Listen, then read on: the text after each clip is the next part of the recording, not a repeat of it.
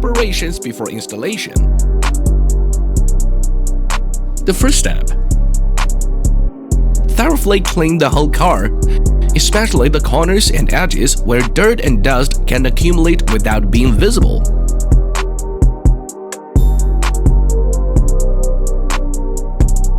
The second step.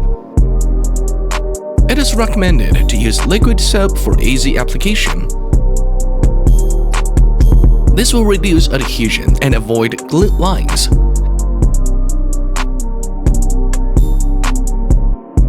However, liquid soap can only be used for flat surfaces, not for corners and edges.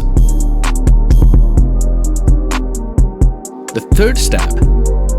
Inspecting the entire wrap film row beforehand for any damage or defect, which can make the application process more efficient. The fourth step.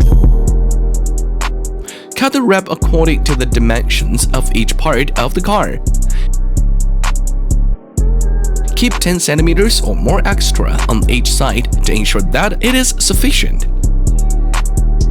The fifth step. It is recommended to apply the film in a clean, dust-free and dry workshop environment.